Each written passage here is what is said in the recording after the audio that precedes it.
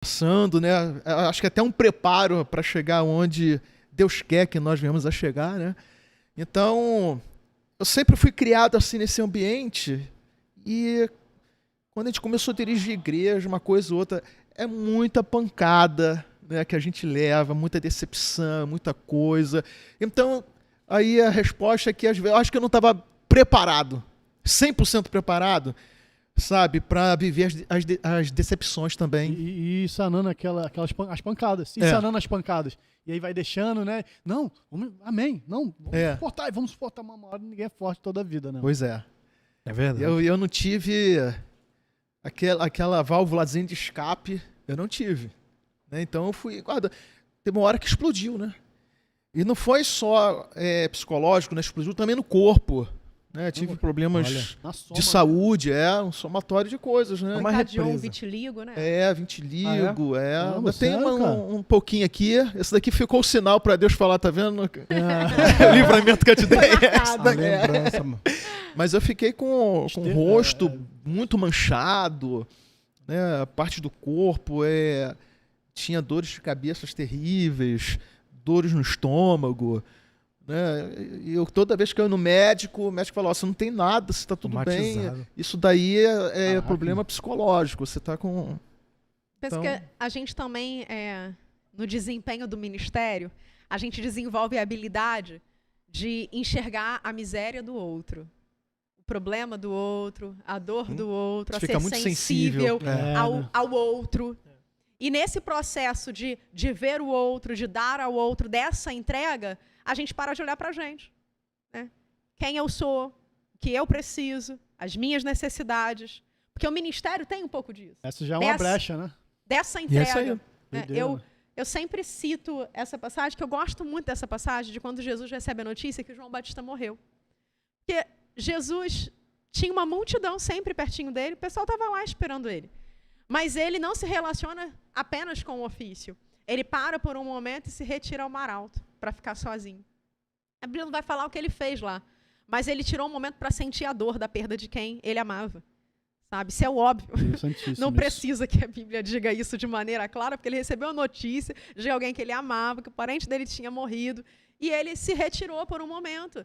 Cara, a multidão estava lá esperando ele. Foi um negócio assim, vocês ficam aí, porque agora não dá. Eu preciso de um tempinho, porque esse é o meu limite. Então, a gente não aprende a ser sensível ao nosso próprio limite.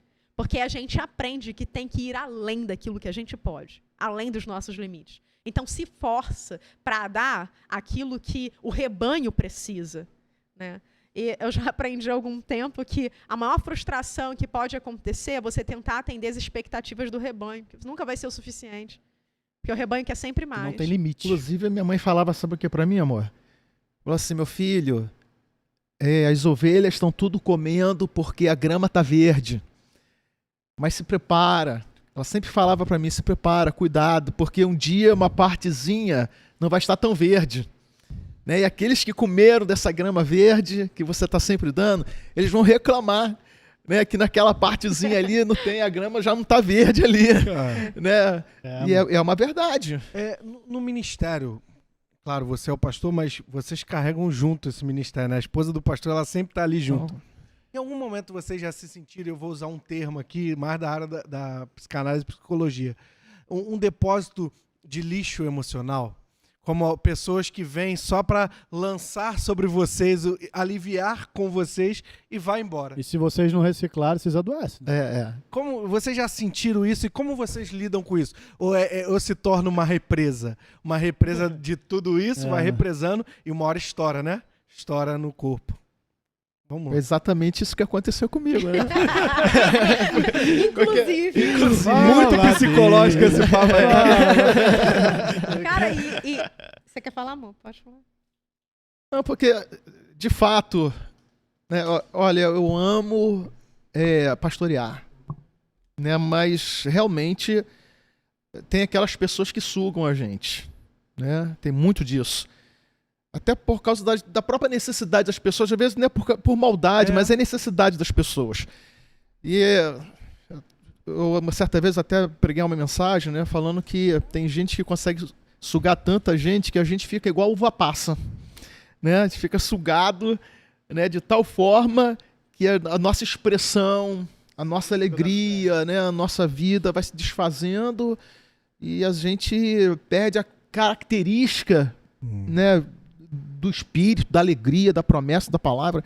Então, eu vivi muito isso, né? E eu acho que eu só recebi aquilo e não liberava, sabe? Não compartilhava, não tinha ninguém também para falar, porque as pessoas contam muitas coisas pra gente que você não pode conversar com ninguém, né? Seria antiético, né? Fazer uma coisa dessa. Então a gente vai segurando. Mas depois eu descobri que eu poderia fazer isso, né? Né? Com psicólogo, com psicanalista, né? Tem a questão do gerenciamento das nossas próprias emoções, porque a gente vai cuidando das pessoas e a gente precisa ter a sensibilidade de não cuidar das pessoas pra gente, mas de cuidar delas para o reino. Porque as pessoas começam a criar um relacionamento de codependência emocional.